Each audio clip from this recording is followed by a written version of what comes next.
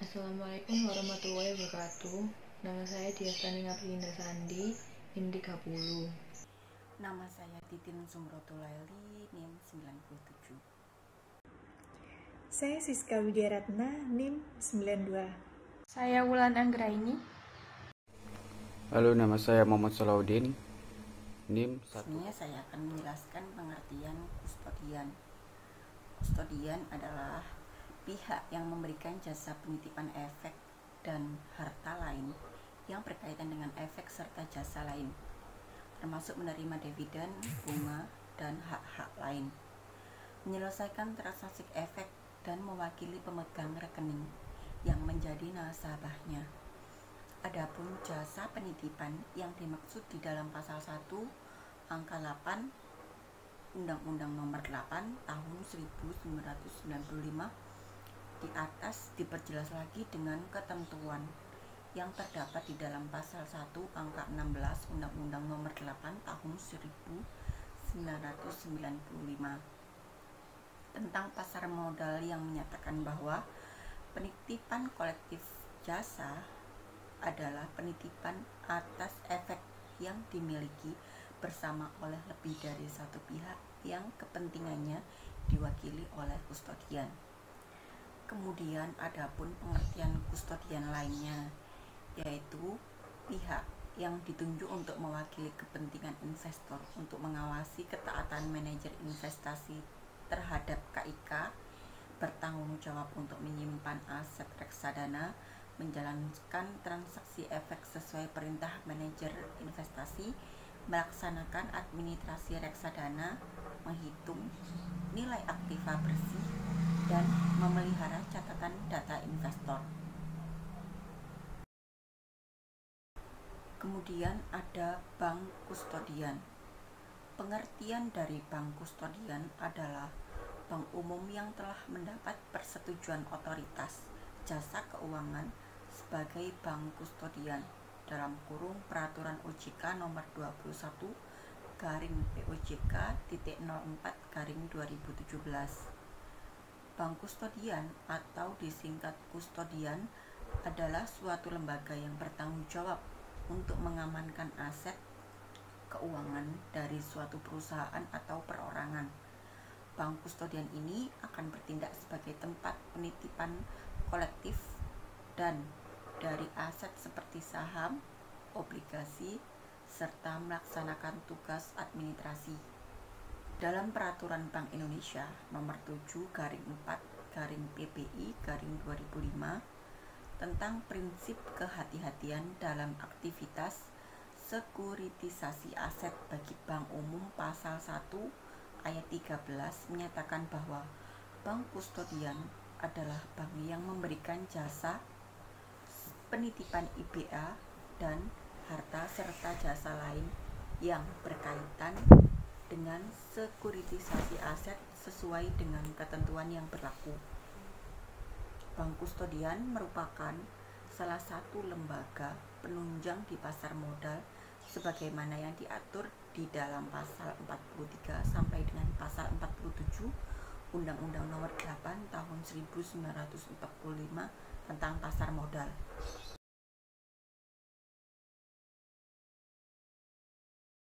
Saya akan menjelaskan tentang tugas dan tanggung jawab bank kustodian berdasarkan Peraturan Otoritas Jasa Keuangan Tahun 2017 Pasal 6 Ayat 1. Yang pertama, memastikan rekening kekayaan nasabah di bank kustodian atas nama nasabah yang menggunakan jasa pengelolaan portofolio nasabah secara individual. Yang kedua, mencatatkan dan mengadministrasikan kekayaan nasabah yang menggunakan jasa pengelolaan portofolio nasabah secara individual. Yang ketiga, menyimpan dan memelihara catatan milik nasabah termasuk semua perubahan dalam pengelolaan portofolio nasabah secara individual. Yang keempat adalah melakukan penyelesaian transaksi yang berkaitan dengan pengelolaan portofolio nasabah secara individual. Yang terakhir adalah melakukan atau menerima pembayaran atas transaksi efek milik nasabah sesuai dengan perjanjian pengelolaan portofolio nasabah secara individual. tugas dan tanggung jawab lain dari bank kustodian berdasarkan ayat kedua, yaitu yang pertama menghitung nilai aktiva bersih, pengelolaan portofolio nasabah secara individual sesuai dengan yang dijanjikan dalam pengelolaan portofolio nasabah secara individual. Yang kedua adalah melakukan monitoring atas pelaksanaan investasi oleh manajer investasi sesuai dengan kebijakan investasi yang ada dalam perjanjian. Yang ketiga adalah memberitahukan kepada manajer investasi atau nasabah setiap perubahan atau penggantian tanggung jawab dari bank kustodian. Yang terakhir adalah memberikan data atau informasi yang berhubungan dengan kewajiban dari bank kustodian terhadap pengelolaan portofolio nasabah secara individual berdasarkan perjanjian dalam hal diminta manajer investasi atau nasabah. Selanjutnya adalah tugas dan kewajiban yang harus dipenuhi oleh bank kustodian kaitannya dengan reksadana. Yang pertama adalah memberikan pelayanan penitipan kolektif yang berhubungan dengan kekayaan reksadana. Yang kedua adalah membayar biaya-biaya yang berkaitan dengan reksadana atas perintah dari manajer investasi. Yang ketiga adalah mengurus penerbitan dan penembusan dari unit penyertaan sesuai dengan kontrak. Yang keempat adalah menghitung nilai aktiva bersih dari unit penyertaan setiap harinya. Yang kelima adalah menyimpan catatan secara terpisah yang menunjukkan perubahan dalam unit penyertaan. Yang keenam adalah memastikan bahwa unit penyertaan diterbitkan hanya atas penerimaan dana dari calon pemodal. Selanjutnya, kewajiban bank kustodian. Yang pertama, memberikan jasa penitipan kolektif dan kustodian sehubungan dengan kekayaan reksadana. Yang kedua, menghitung nilai aktiva bersih reksadana setiap hari bursa. Yang ketiga, membayar biaya-biaya yang berkaitan dengan reksadana atas perintah manajer investasi.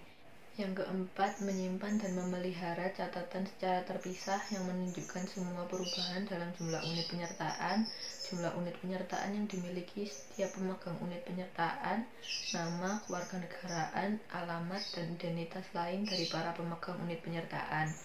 Yang kelima, mengurus penerbitan unit penyertaan dan pembayaran pembelian kembali atau pelunasan unit penyertaan, lalu melakukan pembukuan, dan atau mengambil tindakan yang diperlukan untuk melaksanakan kewajiban tersebut sesuai dengan kontrak. Yang keenam, memastikan bahwa unit penyertaan diterbitkan hanya atas penerimaan dana dari calon pemegang unit penyertaan. Selanjutnya, yang ketujuh, menerbitkan konfirmasi secara tertulis pelaksanaan perintah pemegang unit penyertaan. Yang kedelapan, menolak instruksi manajer investasi secara tertulis dengan tembusan kepada Bapepan dengan LK apabila instruksi tersebut pada saat diterima oleh bank kustodian secara jelas melanggar peraturan perundang-undangan di bidang pasar modal dan atau kontrak investasi kolektif. Yang kesembilan, mendaftarkan atau mencatatkan kekayaan reksadana atas nama bank kustodian tersebut untuk kepentingan pemegang unit penyertaan menurut peraturan perundang-undangan yang berlaku serta melakukan tindakan yang diperlukan terkait dengan pendaftaran atau pencatatan kekayaan dimaksud. Yang ke-10, melakukan pembayaran atas pembelian efek yang akan menjadi bagian dari portofolio efek reksadana atau menerima pembayaran atas penjualan efek dalam portofolio efek reksadana yang dilakukan manajer investasi. Yang ke-11, bertanggung jawab atas tugas sebagai bank kustodian sampai dengan adanya bank kustodian pengganti. Yang ke-12, memberitahukan secara tertulis kepada manajer investasi setiap ada perubahan anggota direksi dan komisaris serta pemegang saham pengendali bank yang menjadi bank kustodian. Yang ke-13, memberitahukan secara tertulis kepada manajer investasi setiap ada perubahan atau pergantian penanggung jawab dari bank kustodian yang menangani portofolio reksadana. Dan yang terakhir, memberikan data dan atau informasi yang berhubungan dengan kewajiban bank kustodian terhadap reksadana berdasarkan kontrak apabila diminta oleh manajer investasi. Selanjutnya yaitu peran kustodian. Peran kustodian ada dua. Yang pertama, melaksanakan administrasi reksadana yang meliputi pertama, penyimpanan dana dan portofolio reksadana. Yang kedua, penyelesaian transaksi investasi yang dilakukan oleh manajer investasi. Penyelesaian transaksi adalah proses pembayaran dan pendaftaran atau penyimpanan surat berharga atau transaksi beli atau penyerahan surat berharga dan penerimaan dana atau transaksi jual. Yang ketiga, pembukuan akuntansi portofolio. Yang keempat, perhitungan nilai aktiva bersih per unit. Yang kelima yaitu pencatatan kepemilikan unit per penyertaan. Yang keenam, pelaporan kepada Bapepam, manajer investasi dan investor.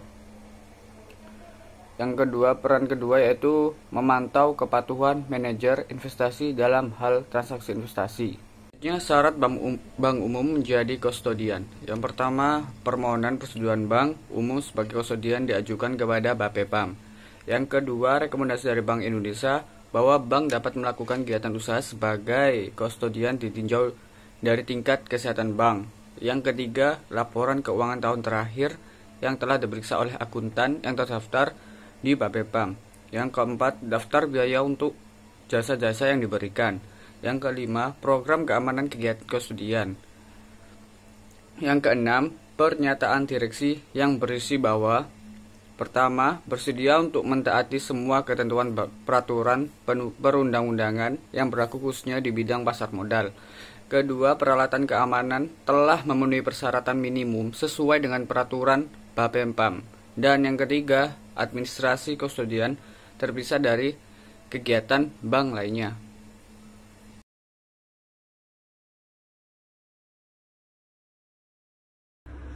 Selanjutnya adalah larangan-larangan bank kustodian. Berikut adalah pelanggaran beserta sanksinya. 1. Bank kustodian dilarang memiliki hubungan afiliasi dengan manajer investasi, kecuali hubungan afiliasi tersebut terjadi karena kepemilikan atau penyertaan modal oleh pemerintah. Yang kedua, kustodian atau pihak terafiliasinya dilarang memberikan keterangan mengenai rekening efek nasabah kepada pihak manapun. Yang ketiga, bank kustodian dilarang menerbitkan unit penyertaan baru selama periode penundaan pembelian kembali atau pelunasan. Lalu untuk sanksinya yaitu mendapatkan peringatan tertulis, denda atau kewajiban membayar sejumlah uang tertentu, pembatasan kegiatan usaha, pembekuan kegiatan usaha, pencabutan izin usaha, pembatalan persetujuan atau pembatalan pendaftaran. Yang keempat, dalam menerbitkan konfirmasi atas investasi nasabah, bank sebagai bank kustodian dilarang mendelegasikan kewajibannya kepada pihak lain, termasuk kepada agen penjual efek reksadana. Sanksinya yaitu teguran tertulis, pembekuan kegiatan usaha tertentu, dan pemberhentian pengurus bank. Yang kelima, bank kustodian dilarang secara langsung atau tidak langsung menipu atau mengelabui pihak lain dengan menggunakan saran atau cara apapun, turut serta menipu atau mengelabui pihak lain, dan membuat pernyataan tidak benar mengenai fakta yang material atau tidak mengungkap fakta yang material. Yang keenam, bank kustodian dilarang melakukan tindakan baik langsung maupun tidak langsung dengan tujuan untuk menciptakan gambaran semu atau menyesatkan mengenai kegiatan perdagangan, keadaan pasar, atau harga efek di bursa efek. Sanksinya, pidana penjara paling lama 10 tahun dan denda paling banyak 15 miliar. Yang ketujuh, bank kustodian dilarang dengan sengaja menipu atau merugikan pihak lain atau menyesatkan Bapepam, menghilangkan, memusnahkan, menghapuskan, mengubah, mengaburkan, menyembunyikan, atau memalsukan catatan dari pihak yang memperoleh izin, persetujuan, atau pendaftaran, dengan sanksi pidana penjara paling lama 3 tahun dan denda paling banyak adalah 5 miliar. Lalu, yang ke-8, bank kustodian dilarang menghambat pelaksanaan saat Bapepam mengadakan pemeriksaan terhadap setiap pihak yang diduga melakukan atau terlibat dalam pelanggaran terhadap undang-undang atau peraturan pelaksanaannya. Sanksinya pidana kurung paling lama 1 tahun dan denda paling banyak 1 miliar. Yang ke-9, bank kustodian dilarang terlambat menyampaikan laporan kepada Bapepam. Dendanya yaitu 100.000 atas setiap hari keterlambatan penyampaian laporan. Denda paling banyak adalah 100 juta. Yang ke-10, bank yang pertama kali menyelenggarakan aktivitas sebagai bank kustodian dilarang terlambat menyampaikan laporan secara tertulis kepada Bank Indonesia selambat-lambatnya 7 hari kerja sejak aktivitas efektif, dengan sanksi mendapatkan denda 1 juta per hari keterlambatan per laporan. Yang ke-11, bank kustodian dilarang terlambat menyampaikan laporan aktivitas yang berkaitan dengan reksadana setiap bulan untuk posisi akhir bulan, paling lambat tanggal 15 setelah bulan laporan yang bersangkutan, dengan mendapatkan sanksi teguran tertulis pembekuan kegiatan usaha tertentu. Berikut adalah daftar bank kustodian yang ada di Indonesia. Dapat dilihat terdapat Bank BCA, Bank CIMB Niaga, Bank BNI, dan Bank BRI. Sekian penjelasan dari kelompok kami tentang jasa bank kustodian. Jika ada salah-salah kata, mohon dimaafkan, dan terima kasih atas perhatiannya. Wassalamualaikum warahmatullahi wabarakatuh.